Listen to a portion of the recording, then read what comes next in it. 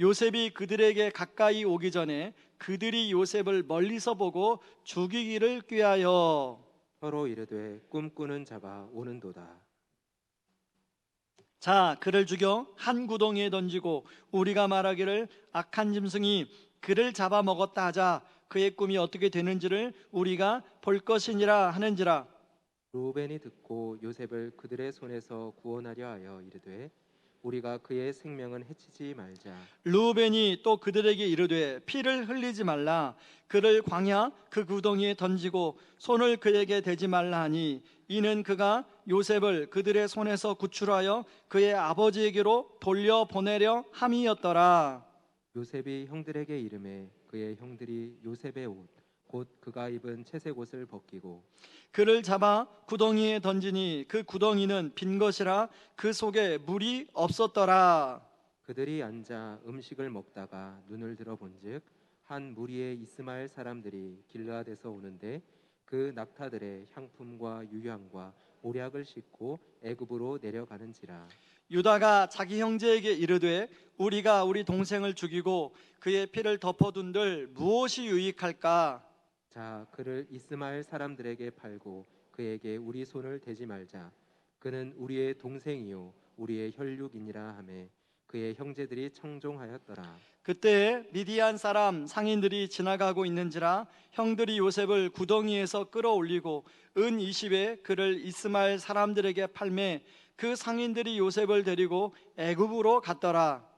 루벤이 돌아와 구덩이에 이르러 본즉 거기 요셉이 없는지라 옷을 찢고 아우들에게로 되돌아와서 이르되 아이가 없도다. 나는 어디로 갈까? 그들이 요셉의 옷을 가져다가 순념소를 죽여 그 옷을 피에 적시고 그의 채색 옷을 보내어 그의 아버지에게로 가지고 가서 이르기를 우리가 이것을 발견하였으니 아버지 아들의 옷인가 보소서 하매 아버지가 그것을 알아보고 이르되 내 아들의 옷이라 악한 짐승이 그를 잡아 먹었도다. 요셉이 분명히 찢겼도다 하고 자기 옷을 찢고 굵은 배로 허리를 묶고 오래도록 그의 아들을 위하여 애통하니 그의 모든 자녀가 위로하되 그가 그 위로를 받지 아니하여 이르되 내가 슬퍼하며 스올로 내려가 아들에게로 가리라 하고 그의 아버지가 그를 위하여 울었더라. 함께 읽습니다. 그 그 미디안 미디안 사람들은 그를 애굽에서 바로의 신하 친위대장 보디발에게 팔았더라. 아멘. 여러분 찬송가 559장 사철의 봄바람 불어있고 라는 찬송을 신앙생활 좀 해보신 분들은 가정예배 드릴 때마다 한 번쯤 다 불러봤을 찬양일 것입니다. 이 가사가 참 좋은데요. 1절은 이렇게 시작합니다. 사철의 봄바람 불어있고 하나님 아버지 모셨으니 믿음의 반석도 든든하다. 우리 집 즐거운 동산이라. 2절은요. 어버이 우리를 고이시고 동기들 사랑에 뭉쳐있고 기쁨도 서름도 같이 하니 한간의 초가도 천국이라. 고마워라 임마누엘 예수만 섬기는 우리 집 고마워라 임마누엘 복되고 즐거운 하루하루. 저는 어린 시절에 가정예배를 드리면서 우리 집이 이런 집이 되면 너무너무 좋겠다 라고 생각을 했는데요, 막상 저희 집의 현실은 그런 집이 아닌 거예요. 그럴 때마다 제 안에선 이 찬송 부를 때마다 자꾸만 퀘스천 마크가 생기는 것입니다. 여러분들은 어떻습니까? 지금 여러분의 가정은 예수만 섬기는 즐거운 우리 집이십니까? 여러분 우리 자녀들은 혹시 어떻게 느낄까요? 오늘 설교 제목이 샬롬을 누리는 우리 집입니다. 샬롬이란 말은 평안 또 화평이라는 뜻으로도 번역이 되기도 하지만 조화로운 온전한 뜻으로도 번역이 됩니다. 그래서 초대교회 성도들은 만날 때마다 샬롬 샬롬이라고 이렇게 인사를 했습니다. 여러분의 가정은 정말 샬롬 하십니까? 저는 오늘 예배를 드리는 우왕우리교회 모든 성도님들의 가정이, 여러분 모든 성도님들의 심령이 샬롬의 은혜를 누리시기를 주님의 이름으로 축원합니다. 자, 오늘 본문의 37장의 이야기는 야곱의 이야기, 야곱 가정의 이야기라고 말할 수 있습니다. 여러분, 야곱은 누구보다도 샬롬을 간절히 바랐던 그런 사람인데요. 여러분, 창세기 32장에 보면 야복강가에 두려움 속에 혼자 있던 야곱을 하나님이 찾아오십니다.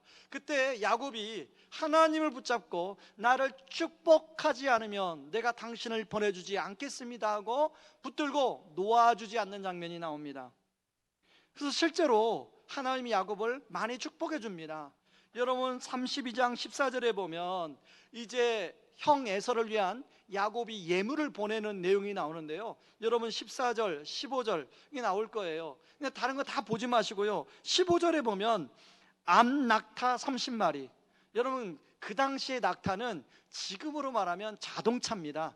그러니까 지금으로 하면 자동차 30대. 여러분, 형 에서의 마음을 녹이려고 하는데 그냥 뭐 조그만 소형차 좋겠습니까? 뭐 외제차, 뭐 벤츠, 뭐 BMW 이런 거 좋겠죠. 30대. 여러분, 그런가 하면 암소 40마리. 여러분, 우리 옛날에 시골에 농사 지을 때 집에 암소 한 마리 있으면요, 그 집에 대들보였습니다, 그게. 근데 암소 40마리.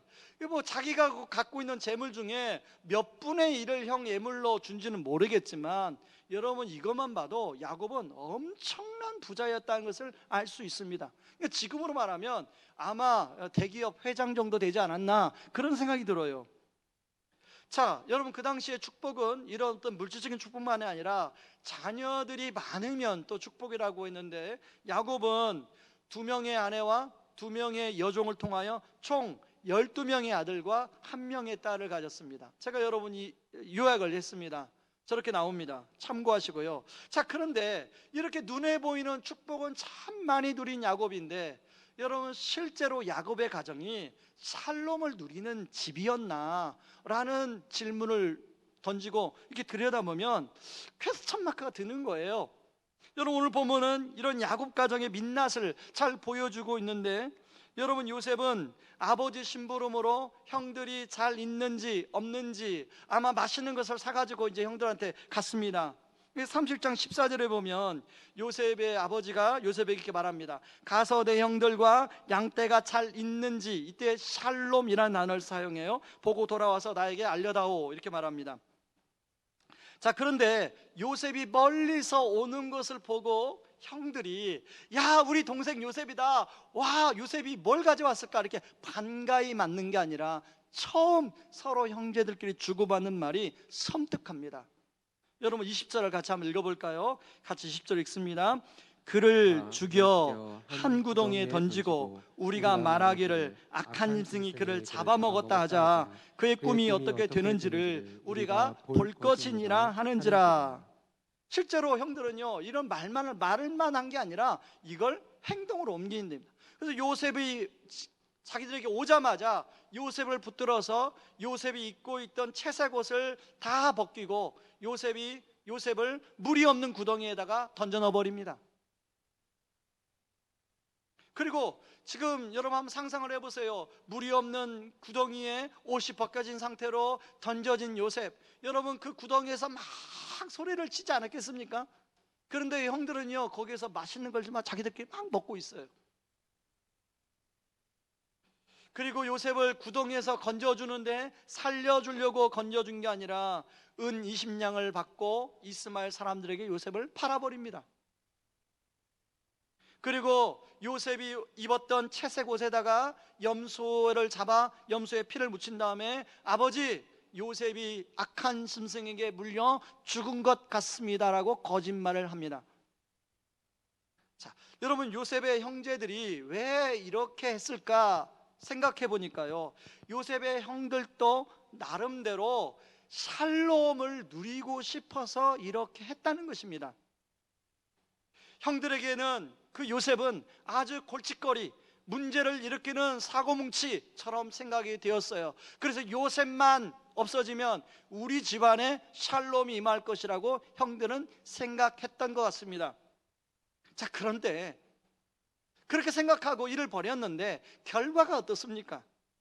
여러분, 야곱은 요셉이 죽었다는 이야기를 듣고 요셉의 그 피 묻은 옷을 보고 대성통곡을 합니다.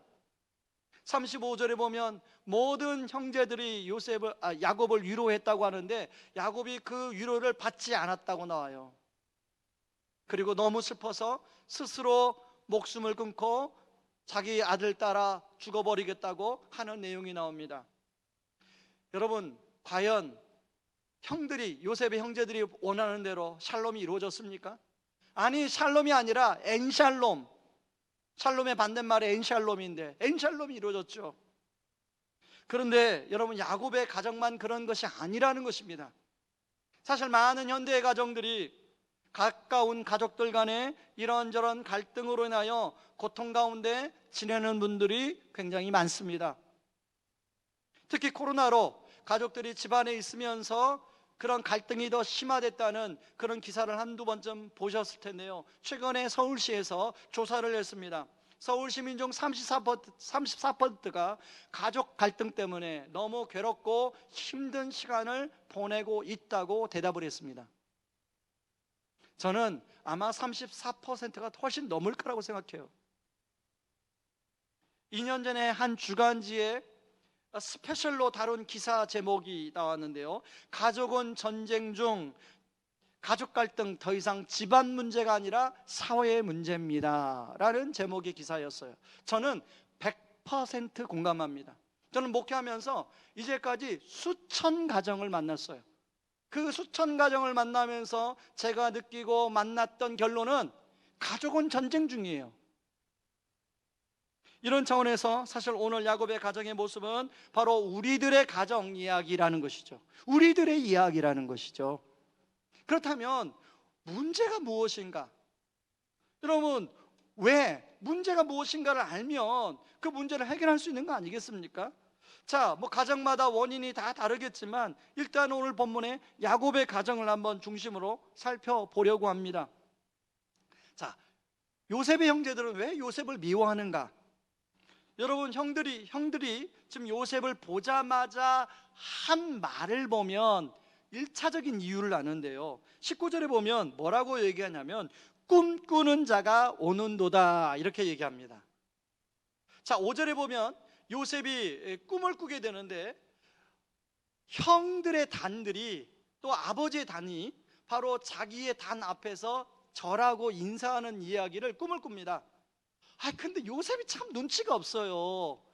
눈치가 진짜 없었던 것 같아요, 요셉이. 그 얘기를 왜 형들한테 하는 거예요? 형들한테 하면 형들이 기분 나빠하는 걸 알면서. 근데 그런 얘기를 형들한테 하니까 그래도 미워 죽겠는데 요셉이 더 미운 거죠. 자, 그보다 더 깊은 원인이 4절에 나오는데요. 30장 4절에 보면 우리 같이 한번 읽어볼까요? 같이 읽습니다. 그의 형들이 아버지가 형들보다 그를 더 사랑함을 보고 그를 미워하여 그에게 편안하게 말할 수 없었더라. 야곱의 12명의 아들들 중에 이 야곱은 특별히 자기 아내 라헬이, 자기가 사랑하는 아내 라헬이 낳은 두 아들 요셉하고 베냐민을 특별히 아꼈어요. 근데 베냐민은 아직 애기입니다. 애기, 태어난 지 얼마 안 됐어요. 요셉, 첫 아들 요셉을 정말로 편애하고 아꼈어요. 그러다 보니까 남은 형제들은 전문적인 용어로 말하면 정서적 방치를 당했어요. 그런데요, 여러분, 야곱이 이렇게 자기가 사랑하는 자식만을 왜 편애했나? 이렇게 위로 올라가 보면 야곱의 아버지와 어머니가 편애했어요. 야곱의 아버지 이삭 아닙니까? 야곱의 어머니 리브가 아닙니까? 이 이삭과 리브가가, 이삭은 상남자 스타일인 큰아들인 에서를 좋아하고 이 어머니 리브가는 늘 가정적이고 늘 자기 옆에서 엄마 나는 안 그러지 하고 하는 이 막내를 더 좋아하고, 집안에 꼭 그런 애가 있잖아요. 큰애가 혼나면 옆에서 엄마 나는 안 그럴 거야 이런 애가 꼭 있어요. 자, 어떻든 간에 편애를 하게 되었습니다. 자, 그런데 이것보다 더 깊은 원인이 있어요. 여러분, 이런 편애의 근본 뿌리는 바로 죄에서 시작이 됩니다. 하나님의 뜻과는 상관없이 내 마음대로 살아가는 것이 죄라고 했어요. 여러분, 하나님의 뜻과는 상관없이 내 마음대로 내가 좋아하는 아이만 사랑하는 것, 자, 이추의 출발은 창세기 3장에서 나오는데요. 자, 창세기 3장에 보면 하나님은 선악과 이 에덴 동산에 있는 모든 과실을 네가 마음대로 따먹어도 괜찮다. 그러나 단 네가 피조물이기 때문에, 내가 하나님이고 네가 피조물이기 때문에 가운데 있는 선악과만큼은 따먹지 말아라. 저걸 따먹으면 네가 죽게 된다. 하나님이 이렇게 말씀하셨어요. 그런데 아담이 하와가 그걸 따먹었네요. 여러분, 아담과 하와가 실제로 죽었습니까? 죽는다고 했는데 실제로 죽었어요? 창세기 3장에 보면 안 죽었죠. 근데 거기에는요, 좀 더 죽음에 대해 의미는 세 가지 차원의 의미가 있는데, 하나는 영적인 죽음이에요. 자, 아담과 하와가 선악과를 따먹고 그동안에 친밀하게 지냈던 하나님을 두려워하여 수치심을 느껴서 숨어버렸어요. 하나님과의 영적인 단절이 일어났습니다. 자, 두 번째 죽음은 관계적 죽음이에요. 그동안에는 이 아담이 하와를 보며 내 뼈 중에 뼈요 내 살 중에 살이라 그렇게 고백했던 하와에게 저 여인이 따먹게 해서, 또 하와는 저 남자가 때문에 서로 책임을 전가하면서 서로 금이 가요. 관계적 죽음에 일어나는 거죠. 그런가 하면 이제 그로 인해서 에덴 동산에서 쫓겨나서 더 이상 생명나무 과실을 따먹을 수 없게 됩니다. 그래서 죽음을 경험하게 돼요. 그게 육체적 죽음이에요.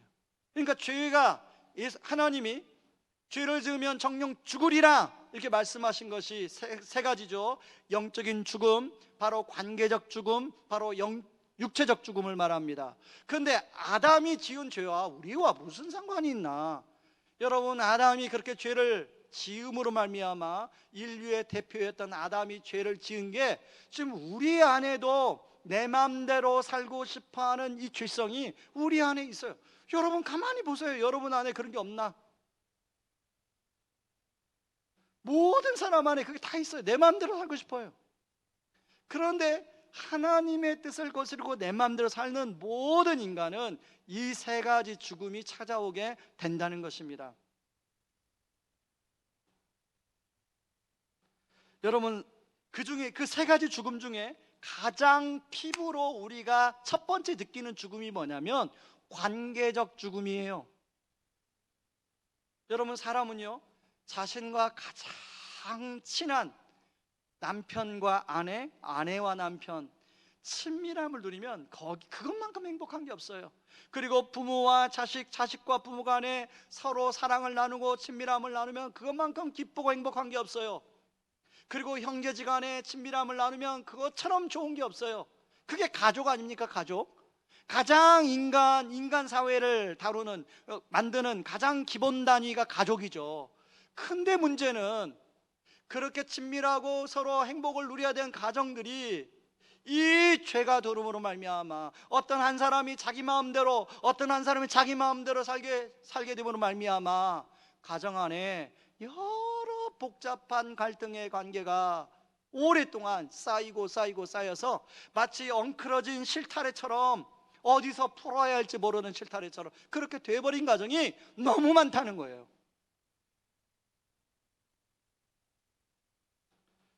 그래서 그런 속에서 많은 사람들이 고통 가운데 살아가요. 앞에서 언급한 주간지 가족은 전쟁 중이라는 특집 기사에 보면 여러 사례가 나오는데, 그 중에 제가 한 두 가지 사례만 좀 읽어드리겠습니다. 40대 초반의 직장맘 가명이 최승기 씨입니다. 이 최승기 씨는 60대 초반 엄마와 이틀에 한 번꼴로 모녀 전쟁을 한다. 레파토리는 비슷하다. 최 씨는 이젠 제발 내 맘대로 하게 내버려 두세요 라고 호소하고, 엄마는 내가 널 어떻게 키웠는데 넌 엄마 말만 들으면 돼 라고 응수한다.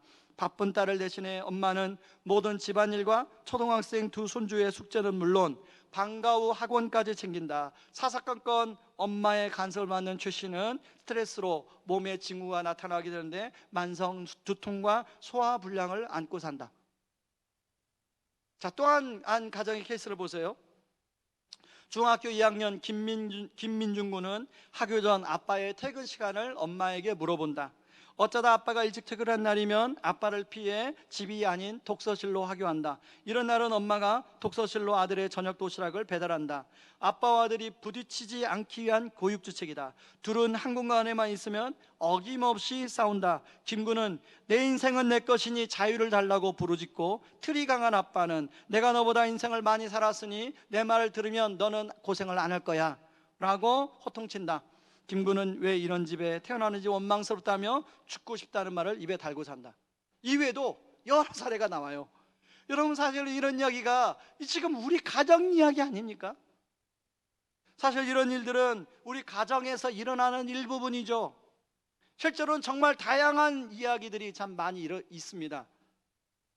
문제는 이로 인하여 많은 가족 구성원들이 고통 가운데 살아간다는 것입니다. 자, 그렇다면 해결책은 없는가? 있다면 무엇인가? 여러분, 우리가 이런 질문을 해볼 수 있지 않나요? 자, 사람들은 문제가 생기면 본능적으로 그 문제를 책임질 속죄의 양이 누군가를 찾아요. 그런데 사람의 성향에 따라, 때로는 상황에 따라 이 속죄양을 찾는 스타일이 두 가지로 나누는데, 하나는 내가 아닌 상대방에게 모든 책임을 전가하며 속죄양으로 몰아가요. 그런가 하면 때로는 그 속죄양을 자기를 자책하고 자학하며 자기가 속죄양이 될 때가 있어요. 자, 첫 번째 케이스는 오늘 본문의 요셉의 형제들이 그렇습니다. 지금 누구를 속죄양을 삼아요? 바로 요셉을 속죄양을 삼죠. 자, 요셉의 형제들 중에 르우벤을 보세요. 르우벤이 와서 보니까 요셉이 사라졌어요. 뭐라고 성경은 이야기하냐면, 이제 나는 어디로 갈까? 르우벤, 자기가 책임진 거, 자기가 잘못한 거 아니잖아요. 근데 모든 걸 지금 자기가 다 뒤집어 쓰고 있어요. 그래서 스스로 자학하는 거예요.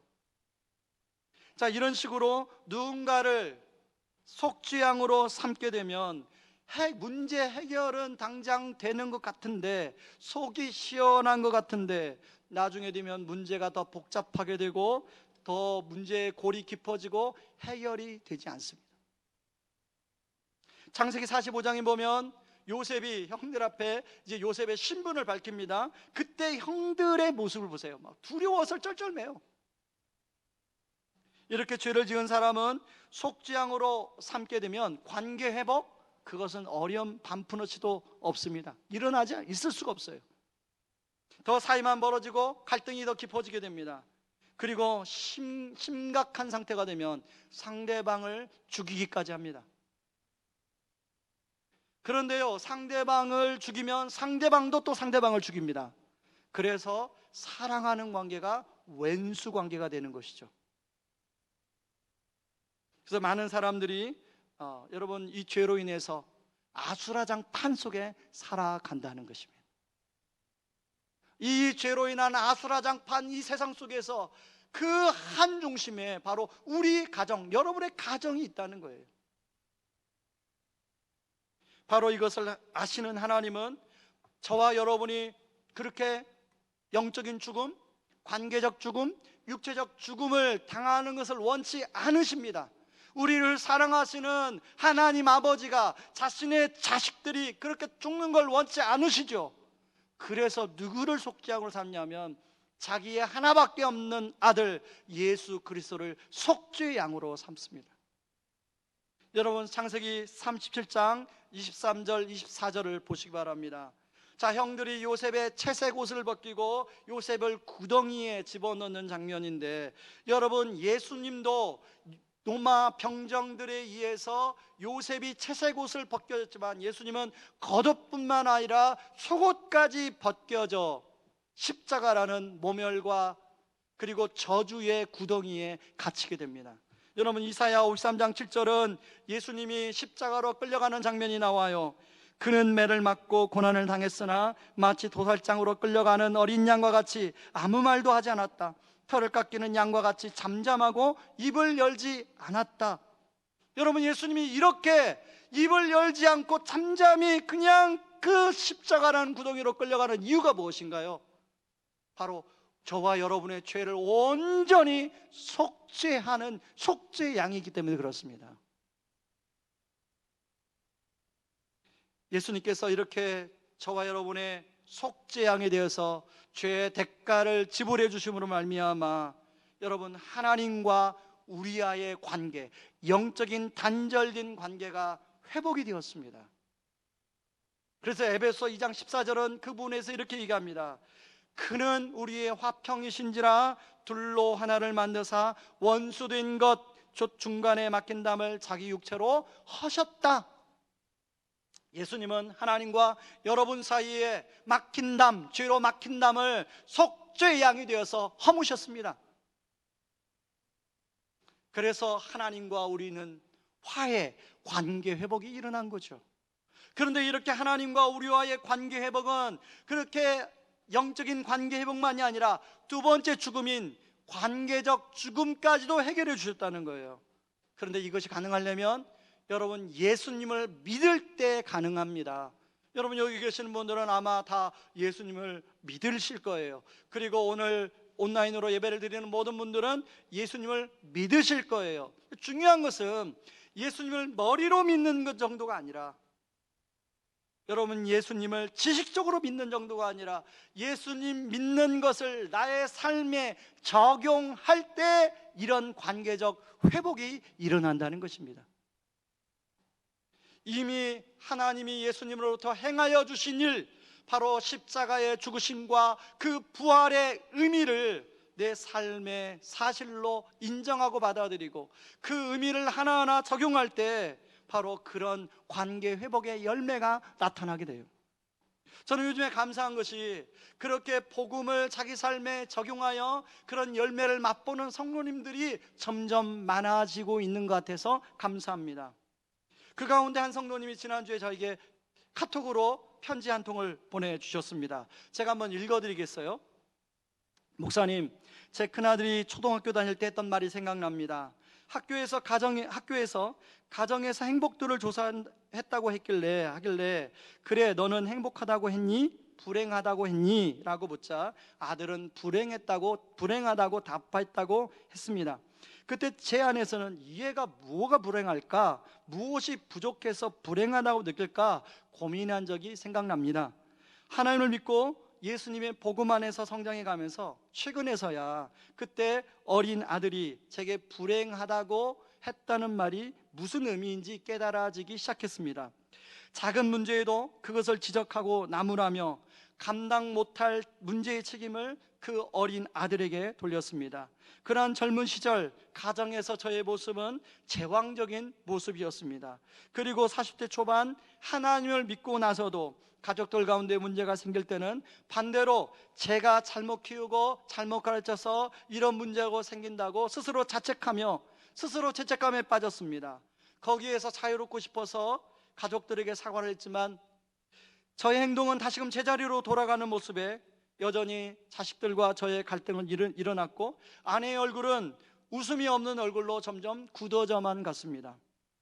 그런데 4, 5년 전부터 목사님의 가르침을 따라 순종해 보자고 결심하고 가이드에 따라 예수님의 복음을 더 깊이 이해하려고 노력하게 되었습니다. 이제는 예수님의 복음이 제 마음에 조금씩 자리 잡기 시작했습니다. 비록 빠른 속도는 아니지만 가정에서 회사에서 기타 삶의 문제에 부딪힐 때마다 예수님께서 나를 위해 이미 행하여 주신 일, 십자가의 죽으심과 부활을 깊이 묵상하며 그 문제를 해결해 보려고 하였습니다. 예를 들면 이렇습니다. 예전에는 내가 마음에 안 드는 아내나 아들들의 단점이 보이면 바로 지적을 했습니다. 그러나 예수님은 저의 모든 죄를 십자가에서 용서하여 주셨을 때 제가 여전히 단점도 많고 연약한 것도 많을 때 그랬다는 것이 제가 깨닫게 되었습니다. 그리고 그런 저를 용납해 주신 것이 너무나 큰 사랑으로 다가왔습니다. 그리고 저도 자연스럽게 이제는 아내와 아이들의 단점들이 보이면 용납이 되는 것입니다. 때로는 아내와 아들들의 실수가 보여도 그것을 용납하는 것이 쉽지 않지만 하나님이 그럴 때마다 저에게 기도하고 기다릴 힘을 주십니다. 목사님, 그 결과 제 아내의 얼굴엔 좀 행복한 미소가 보이기 시작합니다. 그리고 두 아들들은 더 이상 제 앞에서 주눅들지 않습니다. 그리고 자연스러운 아버지와 아들의 관계가 회복이 되었습니다. 그리고 얼마 전에는 두 아들로부터 상처만 주었던 이 못난 아버지인 저에게 존경한다는 말을 듣게 되었습니다. 목사님, 저는 요즘 순장반에서 복음의 언어라는 책을 읽는데 그 내용들이 이미 제 삶에 일어나고 있다는 사실이 신기하기 하고 감사하기만 합니다. 더 감사한 것은 아내와 두 아들들 또한 제가 복음으로 변화되는 것을 보면서 따라서 변화되고 성장하는 모습이 보여지니 더더욱 감사합니다. 이 모든 것이 바로 예수님 때문입니다. 그래서 저는 예수님이 정말 좋습니다. 목사님, 저로 하여금 예수님을 잘 믿도록 가르쳐 주셔서 감사하고 앞으로도 잘 가르쳐 주시기 바랍니다. 여러분, 이분이 누리는 은혜가 무엇입니까? 여러분, 바로 우리 죄를 속죄하신 그 예수님을 삶 속에 그냥 지식적으로 믿는 것이 아니라 삶 속에 순간순간마다 적용하고 복음의 은혜를 실제적으로 누리고 있더라는 것입니다. 많은 사람들은 정체성을 어디선가 찾습니다. 많은 사람들이 예수님이 아닌 것 때문에 정체성을 찾고 거기에 인생을 겁니다. 제가 말했잖아요. 저희 목회자 같은 경우는 주로 사역의 열매를 가지고 정체성을 건다고요. 제가 담임 목사로서 사역의 열매의 정체성을 두는 순간 저는 망하는 목사가 됩니다. 저의 정체성은 예수 그리스도입니다. 순간순간마다 저의 정체성이 우리의 아이가 될 수도 있고 또한 어떤 내가 관심 있게 어떤 하는 사역의 열매가 되기도 할 때가 그렇게 유혹할 때가 있습니다. 그럴 때마다 저는 그것들을 물리치고 바로 예수 그리스도가 나의 정체성임을 선언하고 선포합니다. 저는 요즘에 하나님 앞에서 한 가지 미안하고 죄송한 마음이 들어서 고백 드리는 것이 있습니다. 왜냐하면 담임 목사인 제가 복음에 더 깊이 잠길 때 결국은 성도님들도 복음에 잠긴다는 사실을 제가 최근에서야 깨닫게 되었습니다. 그런데 복음에 제가 더 잘 잠겨야 되는데 그러지 못해서 우리 성도님들이 아직 그런 복음의 능력을 맛보지 못하는구나 라는 생각이 드니까 하나님 앞에 죄송하고 성도님들한테 미안한 마음이 듭니다. 바라기는 저나 우리 성도님들이나 함께 이 복음이 주는 이 능력, 이 복음이 주는 참된 은혜, 그 은혜를 누릴 수 있기를 바랍니다.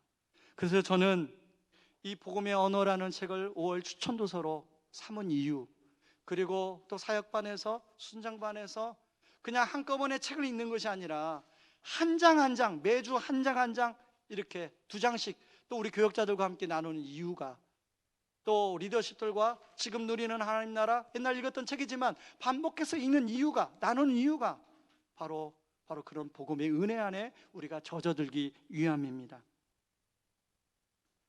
여러분 모두가 아마 예수님을, 어떤 분은 예수님을 이제 몇 년, 한 5년 전에 예수를 믿은 분도 있고요. 어떤 분은 10년, 20년 믿은 분도 있을 것입니다. 그런데 우리가 더 예수님을 잘 믿기를 바랍니다. 그냥 머리로만 믿는 것이 아니라, 지식적으로만 믿는 것이 아니라 우리 삶의 모든 문제를 만날 때, 여러분이 지금 만나고 있는 그 문제에 바로 이미 예수님이 저와 여러분을 통하여 행하신 일을 적용하며 살아갈 때 복음의 능력은 나타나게 될 것입니다.